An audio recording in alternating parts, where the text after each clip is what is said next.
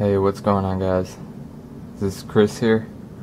Just got another knife that is worthy of some show and tell, and it would be the regular Spyderco Manix with 154 cm, and right here is the CPM M4 Manix from Bento Box Shop, and then a Spyderco Sage and a Benchmade Contigo with M4 steel S30V. I picked this up for a friend for a really good deal.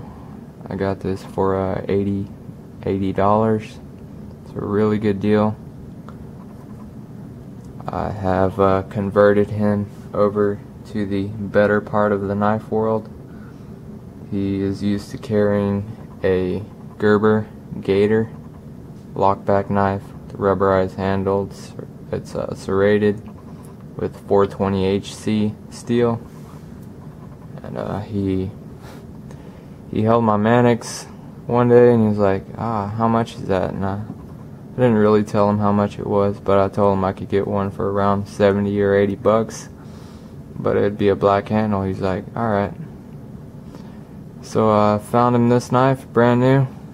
Was able to get it for a good deal. And then, so when I got it, I noticed I actually liked it quite a bit more than my Sprint Run Manix. One of the main reasons is lockup and blade play and some other things. So first off, look at it. Looks the same.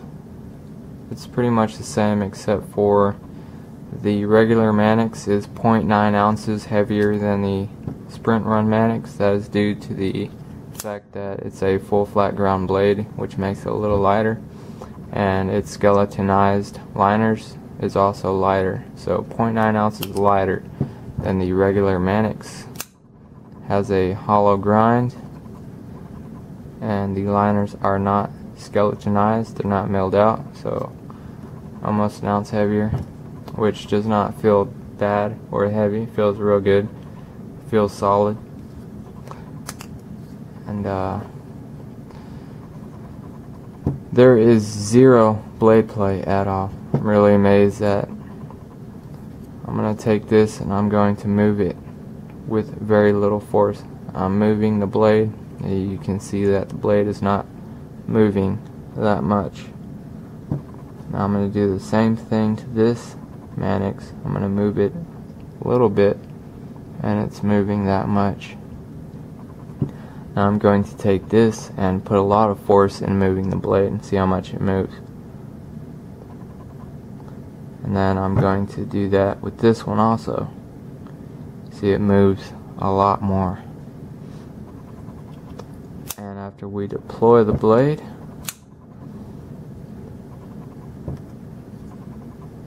there is no up and down at all, and there is like no flex at all.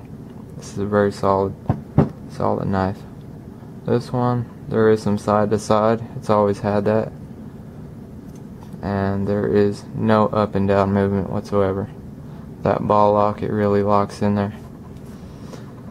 And the lockup percentage, you'll see that on the tan one there's very little space left for the ball to go forward and lock up, so it's pretty late on lockup.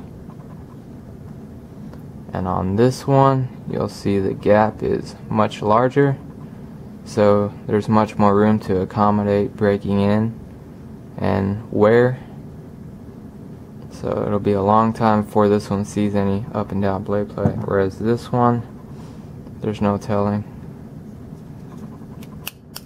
I'm sure it's very broken in already, so I'm sure it's not going to go past that, but it's better to have more than enough room for lockup if you want it to last several years, if you plan on using it every day. And another thing I noticed is the jimping is done better on the sprint run.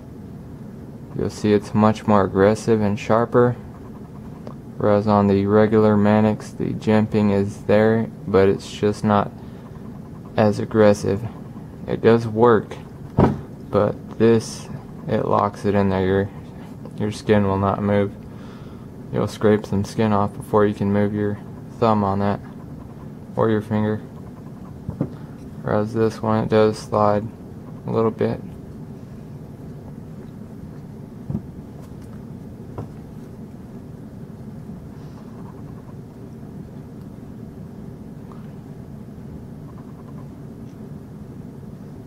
See, everything else is pretty much the same except for the blade thickness and shape. Shape is the same, but the grinds are different. This is a full flat grind and this is a partial hollow grind. Both a leaf shaped blade. So if you're thinking about getting a Manix, I would highly recommend you getting one because of the ergonomics and the price. I mean, for $80, I've seen them go for $70. If you look hard and you have patience, you can get one of these for $70, brand new, maybe used. But it's definitely worth every penny of it. It's very ergonomic. I mean, if you think a Hinder is ergonomic, then this Manix is no different. Very ergonomic. It has these metal jimping built into the liners that sticks out the perfect amount to give you traction. It gives you confidence that the knife isn't going anywhere while it's in your hand. And you only need one hand to open it and close it, and you can do so quickly. Numerous methods.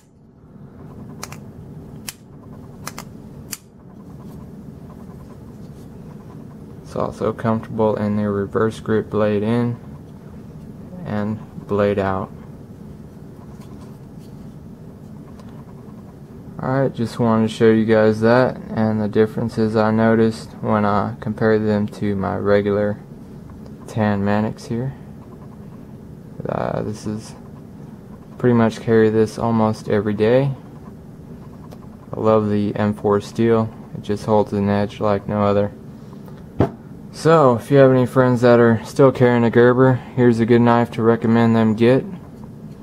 Just let them hold your Manix and see if they like it.